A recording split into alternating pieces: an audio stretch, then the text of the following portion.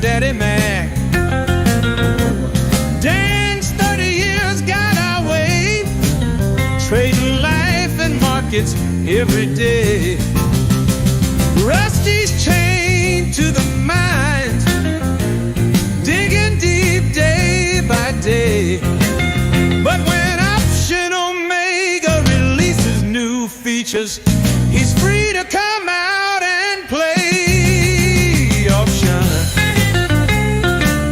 Omega, you're trading home,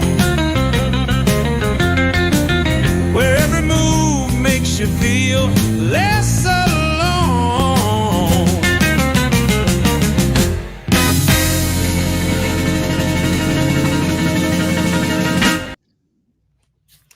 Good morning, everybody. Happy Friday.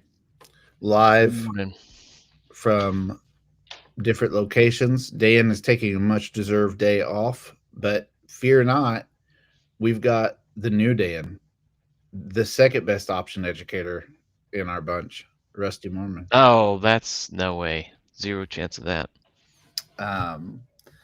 Guys, I am at Grandma's house, and I want to just ask this straight away. Did you ever spend any time at your grandparents' house, or were they already gone? Matt, you're muted, I think. Matt's I was going to let you go.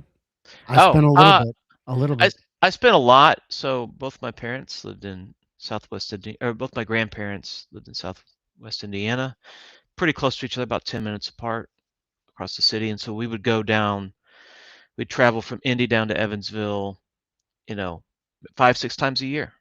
And so most of my Thanksgiving, Christmas, Memorial Day, all those kinds of memories were spent, spend the night at my grandparents' house, waking up in the morning, opening presents, eating too much food, watching baseball, all the best things in life. My grandpa had a really immaculate lawn and garden on my dad's side, my dad's dad.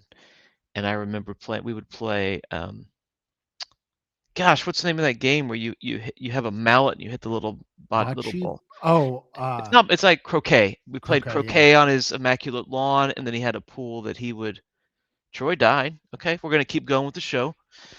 So we would swim in the pool that he would keep perfectly clean. Christie's, Matt, I think you're showing your. The continue. We have live production assistants here. What the heck is going? Rusty. Okay. Focus. Well, I don't know. They want to hear about croquet.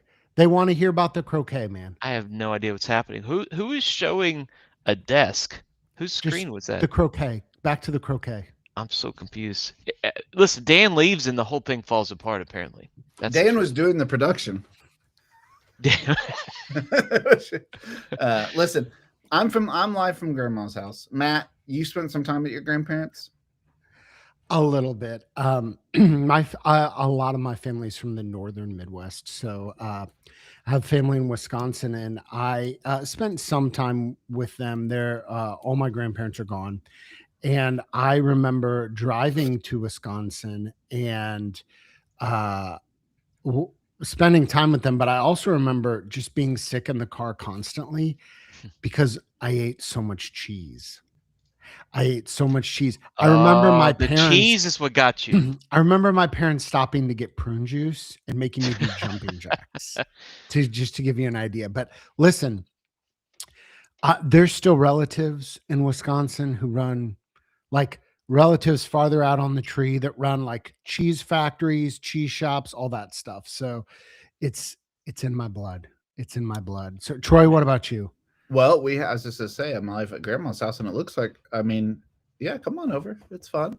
It's not a big deal. Oh my goodness. There it is. This just got to like some kind of Silence of the Lambs level. I don't know what is happening right now. Grandma's going to be joining us today during the backtesting portion. So please, Dan, come back, please. Dan, I'm scared. We need Dan. Troy, what'd you do yesterday? What did I do yesterday? Yeah, like how'd your trades go? How were they? Well, we let them. You let things play out, but not great. Yeah. How about you guys? Here's what you didn't do. Yeah. You didn't win an auction for J.R. Tolkien's college desk. Oh, an no, I didn't. auction which went for over 330,000 Great British pounds. Great British pounds. To put that in freedom bills, freedom dollars, and that is over 440,000 US dollars. Okay. That's a lot of options. That's a spicy desk. But I would. Did he write Lord of the Rings on that desk? Listen, or did it just sit in his garage? I came by this accidentally. And then realized, and then I Googled it, and sure enough, BBC stories about this desk and whatnot. Here's the actual website from Christie's. Beautiful desk. Did anybody from the community bid on this desk? And if so, were you in the top bidders? Because that is yes, correct. That is a heck of a desk. That is exactly right. Listen, I'll say this: the late owner of the Indianapolis Colts, Jim Irsay, passed away this year. Yes. He was a collector of many kinds of things. Mostly it was musical related. Guitars. A lot of guitars, records, like just all kinds of things related to musicians. I think I would go that direction. Like if I was a billionaire, may it never be so. If I was a billionaire, I wouldn't collect yachts. I wouldn't collect music records. You hate billionaires? I know I don't. Anyway, I think money corrupts. Separate podcast. Yeah. There's a whole separate podcast. There's a certain level of wealth. Anyway, we won't go there. The point is, I think I would collect like writing desks and things like that. That's what it would be. It'd be Tolkien's desks or Lewis's pen or whatever, or probably more like Lewis's ashtray. That'd be Troy. Troy could get on board with that. This apparently is the desk. It is primary. Well, he definitely worked on Lord of the Rings here, as well as some of his other linguistic endeavors. Okay. That is, that's interesting. So yeah, I guess he did write some of Lord of the Rings there. So Tom, listen, Tom makes a good point. That's a stupid desk though, because you can't. How many monitors could you put on that desk? Right. You can't put any. Like, you could screw a couple into the back, like screw a couple of those mounts. Oh my gosh, guys, what are walls for, you noobs? It's called a wall bracket. I would love a troll, whoever bought that, to do an expose, and as a April Fool's, just don't touch the desk. But get a graphic designer to make it look like you have just screwed monitors all over that place. And to watch the little Tolkien Knights be like, I call Mordor down on you. Or just use it as like a painting desk and have like paint spelled all over it or whatever. And be like, look at this. I roll a 7 and command a dungeon army to Oh, wow. Troy, listen.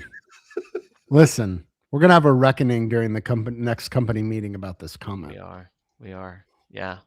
Who are you talking to? Listen, I mean, amongst friends, our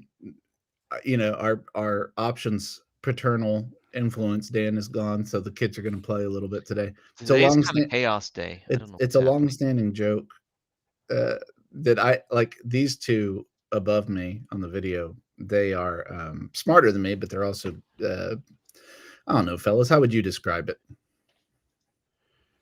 I'm not sure. Weird. I have no idea. Yeah, we need a little more context. Just listen. Massive grades or something. Massive nerds. And I'm a Madden guy myself. Let's look at your sweater for a second. Yeah, Mr. OG homeschooler here. Let's look at your Let's look homeschooler at your before homeschooling scaled, huh? Back in the homeschooling when you could just play guitar during homeschooling. Oh my gosh! All right, I forget how somehow being a minstrel is cool. So listen, let's talk markets. Let's talk. So yesterday was someone that brought up trading. There's full disclosure, right? But let's be accused of only showing our YOLO gains or whatever. Yesterday was a rough day if you're trading DCs short term, because what happened to the volatility, guys, yesterday? It got crushed. If you look at a chart of VIX over the last 3 weeks, it's the saddest. If you like VIX, it's the saddest chart, because I mean it's currently below 15, guys. 15 is when I generally load up on some kind of black swan hedges, just Yeah, because it's time. premium is cheap. Really, it's just November 21st. It peaked November 21st at 27.8 on the day, and we're down to 15 just a couple weeks later. What happened, guys? That wasn't that long ago. Like No. that was a couple weeks. That was like 2-3 No, that weeks was ago. that was 3 Fridays ago. 3 weeks ago. So I mean, yeah, like it was crushing. I think I had various DCs. I think I had 4 or 5 exit yesterday. All 4. I'd have to look. I somewhere, let's see, anywhere from 10% down to 50% down, depending on the DCs. It was brutal if you're one of those time people, and I am one of those time people. Time people? Time spreads, baby. Oh, I was like, everyone's a time, right? We're all doing something with time. Nope. Yeah, Troy's not. Oh, but yeah, okay. It was tough. Mr. Immortal apparently, or something. And let's see, I'm just reviewing. Yeah, I mean, some of them were. I'm trying to see what the worst one was. Alex, great point. Free oil from South America is bullish. Troy, how were your trades, Troy? I mean, listen, I've got DCs. I've traded a lot of DCs. So the narrative is very similar. Yeah. Now across the board. I will say this. Yeah. We haven't seen this in a while. But do you guys remember the time in 00 when there were a lot of DCs that were high delta DCs, even some at the money calendars, even at the money one-legged calendars, or I say one-legged, call calendars, and put calendars. Yeah, just a single calendar. There was a time when a lot of folks did those. And something that I have not investigated is integrating some of those into my current portfolio. Yeah, to the point, high delta DCs were fine. There was somebody who had, I think they said 5 out of their 6 DCs were winners. So I just try to always couch this, because a DC doesn't imply anything other than the structure, and you can trade them at a variety of deltas. Yeah. If you have a DC every week and you're at 2 delta on your puts and your calls, 99 out of 100 times, you're probably going to have a bad week. You can set up DCs to be a variety of deltas. So just something else to note, as Tom says, flies, broken wing butterflies killing it this week. Yep. Market check, we're flat on futures, and the SPX is at 6,900, guys. Well, we are within kissing cousins distance of an all-time high. I think maybe we'll hit it today. I think IWM hit its all-time high recently.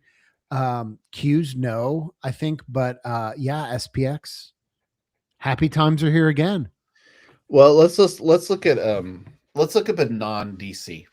I think that'll help the folks and remember that there are other types of trades. Although we do love DCs. I mean, we are team DC. We think DCs are a marvel. That was great. I don't get it.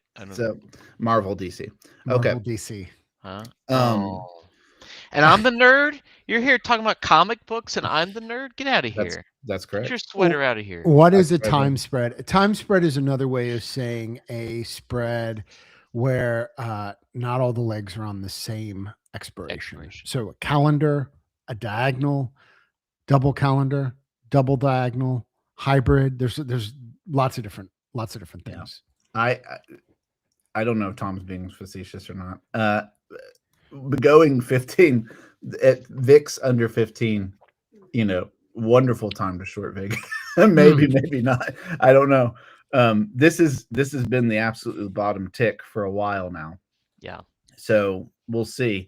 But as a couple of us were in the old chat last night, and if you have no idea what we're talking about, Option Omega has a Discord with thousands of people on it, and so join the Option Omega Discord. But we were talking last night. I mean, the question is, which way, young man? Do you go in 26? Do you go 26?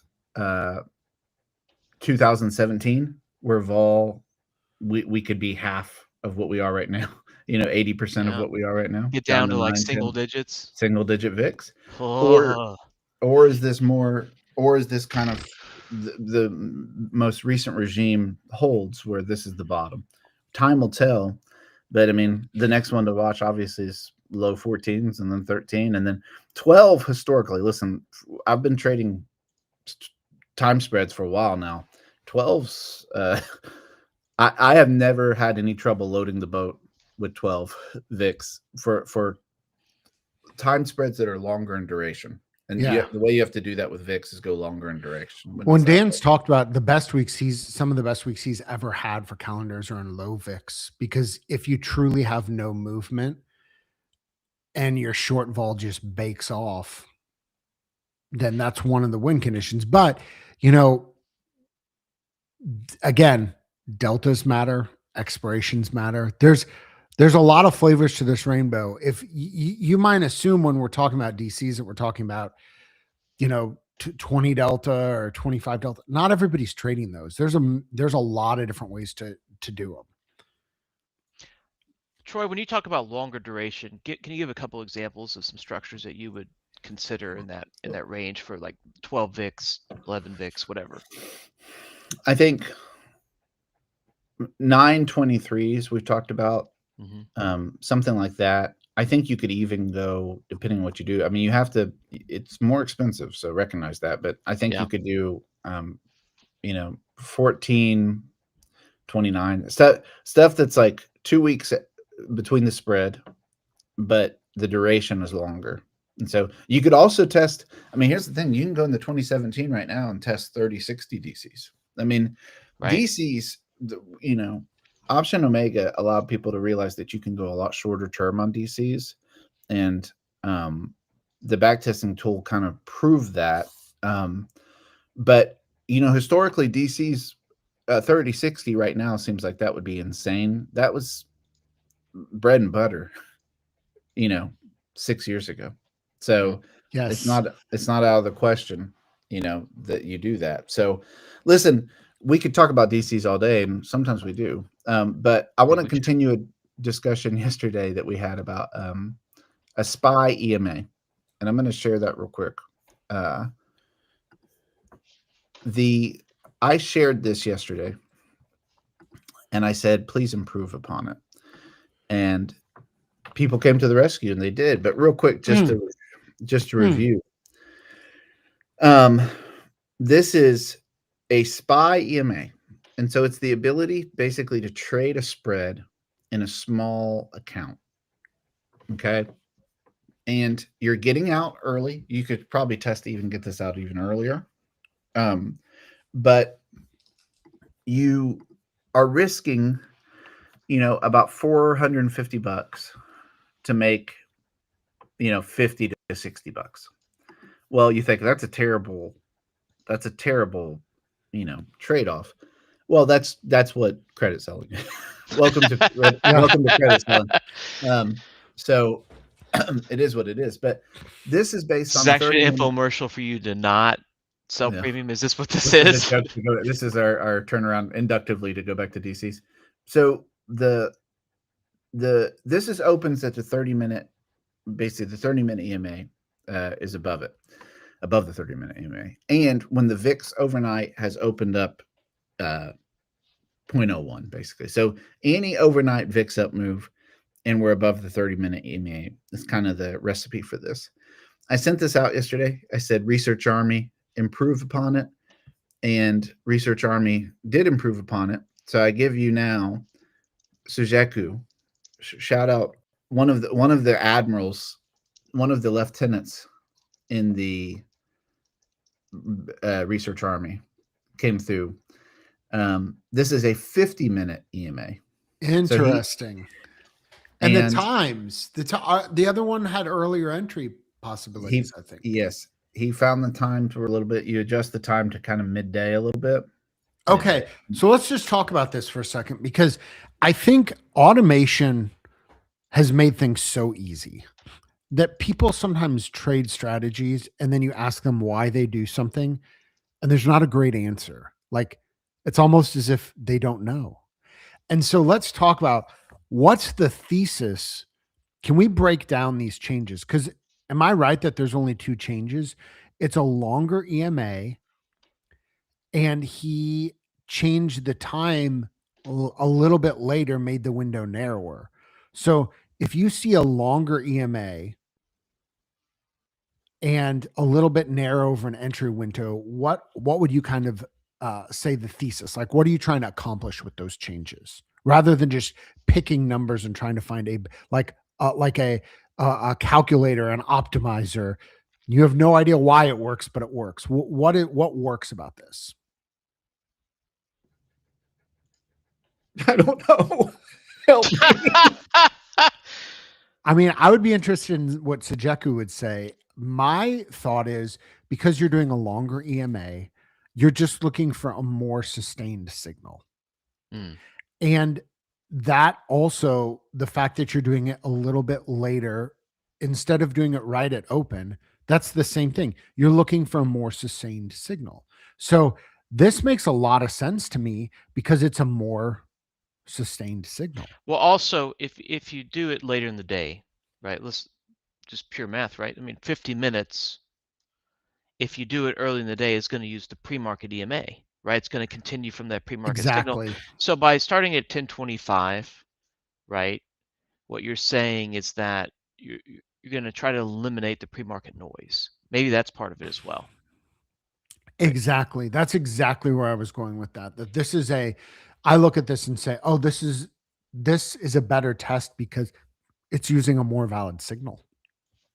And I like that. I mean, listen, 30% capture rate's nothing to sneeze at.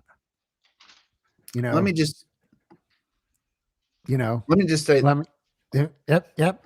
yep. Let me Troy, just say this. Hurry up already. We don't have all day. Let me just say this. Part of the thing with this is, you look at trading strategies, and we've talked about this a lot with like the psychology of a trader, right? There are people who really understand and they can mentally handle the idea of risking a lot to make a little, if they get the confidence that they will win most of the time. Like there's type of traders that they just need to win a lot. That's kind of their psychology. Like, and no power, like you can make money trading credit spreads. One could argue the vast majority of people who do make money trade credit spreads. So you can do that. But the psychologically, you have to know thyself. And this, in my mind, is an argument to how you could learn that. A way that you could test that about yourself is you're not risking a lot of capital, and you can get, with automation, you can trade this and get this under your wings a little bit. The feeling of losing. Like I think anybody can get the feeling of winning, but guys, I mean, the idea of the feeling of losing is important in trading, in my mind. And I think automation helps with that. Yeah. So here's the question on that test. If you could bring that back up. Can you go to the trade log? So scroll until we see a couple of losers in a row, right? Because the losers are so much bigger at times, not always. So it's pretty, you don't see two in a row very often. So the question would be, you could go a long time to point about, you're talking about psychology, right? There you go. Those are small losers. But I wonder if it would be difficult to do this trade if you got a couple decent sized losers in a row. For sure. Is my only point, right? The max loser is 464. So, 4.5 times your max winner, right? And your average loser is 3 times. So getting a couple decent sized losers in a row, are you going to abandon the trade, to Troy's point? What are you going to do when that happens? And so it's worth going back in time and seeing, is there a time where 3 big losers in a row? That helps you. Then you'd be like, okay, this has happened before. I've not experienced, but clearly it's possible. And so as long as your drawdown's not in some unforeseen, like double what the historical drawdown had been, like that's when you're in kind of uncharted territory or whatever, maybe. I think that's exactly right. But what I mean to say from the psychological standpoint is that happens with every type of trader. You have to get used to the thing, because there's probably some people who, you know, got used to DCs and they had a couple different type of DCs that they thought were independent tests. But then a yesterday happens or this week happens where like everything dead, everything's dying.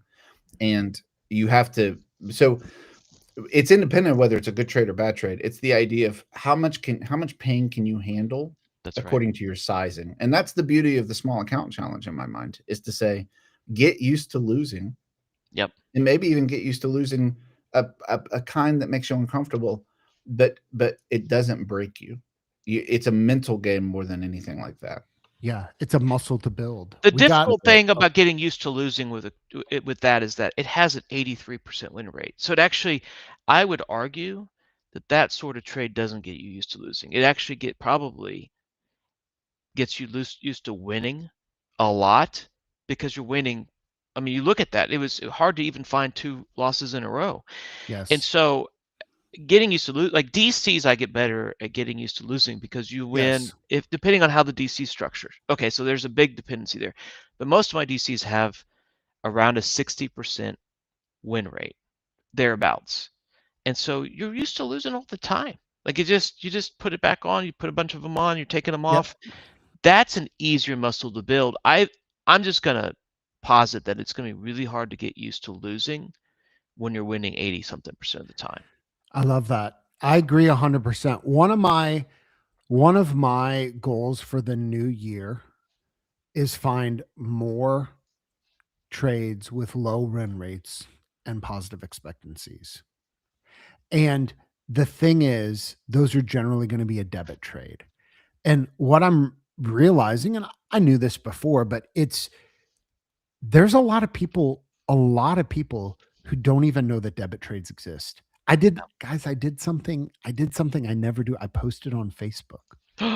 I stumbled into a thread and it was 50 people talking about stop losses. And I know, Rusty, I know I almost did it myself. You said the evil words. It was 50 people talking about stop losses. And I was just like, have you guys, you know, it's a two-sided market. Like I sell premium and I've sold premium, but it's possible to find positive expectancy trades on both sides.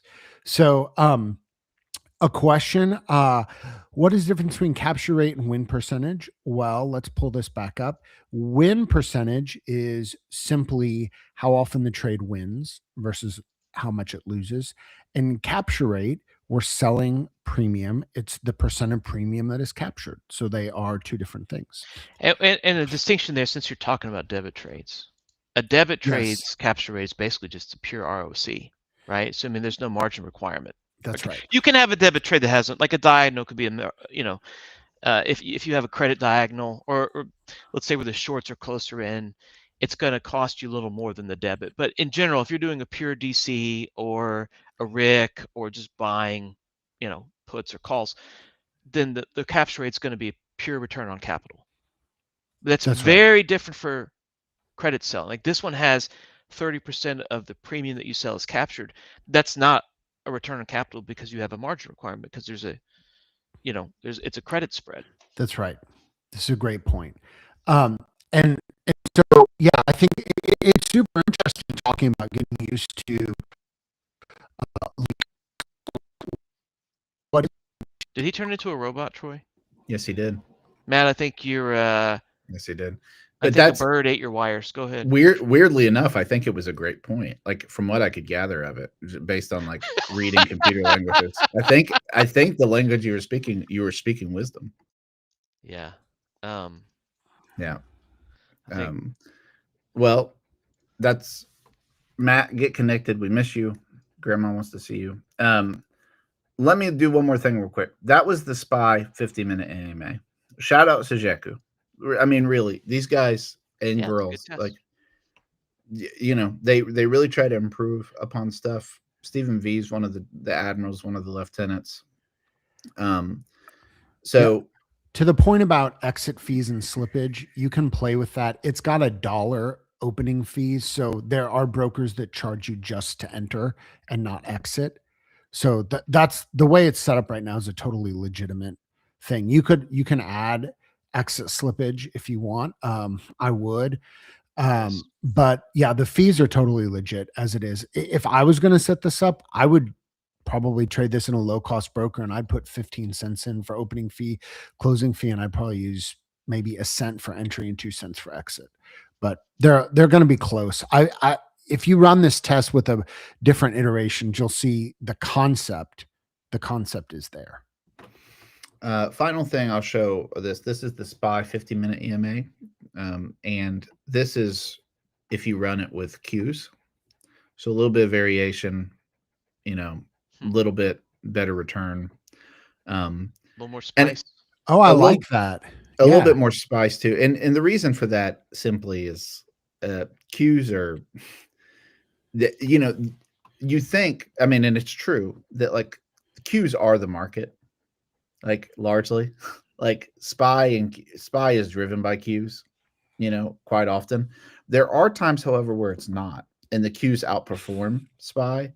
And then there's times today, from what I could tell pre-market when I looked, it might be a rotational day. It looks like the last 2 days Qs are kind of bleeding a little bit. IWM, baby. And so, pick your poison, but overall Qs probably vol's a little overstated because of the movements. Anytime you get a stock that moves more, vol could be overstated. I don't know. I don't know, but so anyway, I'll share that as well. But again, these are things to kind of recap. You don't. I'll reverse kind of what we talked about a while ago about the losing, and to Rusty's point, it might be hard to lose, but get used to losing with this. Also, you kind of got to get used to winning with automation too, and letting it play out. Yes. And this test, solid point. These tests are great for that. Is you got to just let them run and let the math. This is a math problem. Yes. Like these type of trades are math problems. And the only way to solve math problems is by letting math problems get worked out. And you have to let it work out. You have to let numbers run. That's right. So if you're taking this thing, let's say you get nervous and you have an early profit and you're taking it off all the time, well, test that. Does it make the test better if you take it off at 80%, 70%? Like, yep. If you're sitting there staring at it and you're like, oh, it's up, and you're like, I got to take it off early. Well, test it. It's probably going to make it worse. There's probably a reason there's no profit target on this. Yeah, exactly. And especially a test like this actually is one of the things that I have seen most commonly is people have good tests and they're doing credit selling and they take them off at 50, 60% when they're supposed to be ride or die. And like, I haven't run this particular back test, but yeah, that will, in a lot of cases, that will just kill your back test. Yeah. And listen, we're not about killing back test here. So let me tell you this. I've got some biscuits and gravy coming my way. I'm going to be honest, Grandma, she loves cooking for me. So I literally came into Grandma's house this morning and she said, I'll give you 3 options. Do you want a steak biscuit? Do you want a breakfast burrito? Or do you want biscuits and gravy? She picked, these are all McDonald's, right? No, she can't drive. Like, she's going to cook. Wait, she's going to cook that by hand. Why would you say McDonald's? Get the Rusty. These are setups. These are setups. Oh, my bad. This is what happens when we have Rusty on the show. Well, this is the problem. You have me on for a reason. I'm not going to be like. You're playing the straight man. You're playing the straight man. I guess so. He compared your cooking to McDonald's. See? Yeah, that's an insult, dude. Look, listen, this is content. This is content. We're in the South. You say that at Troy's grandma's kitchen there she in the is. South, and she'll probably shoot you. There she is. And she would be right for doing so. Listen, here's what we've covered on the show today.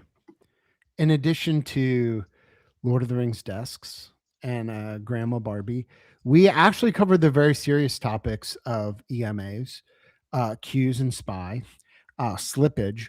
More important than all that, a thesis of why a backtest works, and like thinking through what makes a backtest work and the psychology of trusting it. We covered a lot of ground. It's the OO show, folks. Spread the word. There's a lot of people watching, but there could be more. Like and subscribe. Shout out, Pawpaw. There he is. There he is. The man. So listen, I hope you guys have a great trading day.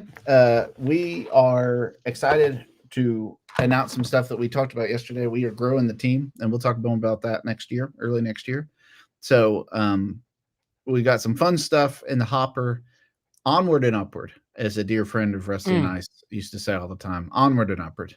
And so we will go from there. And as always, if you have any questions, reach out in Discord, optionomega.com, baby. All right. See you guys.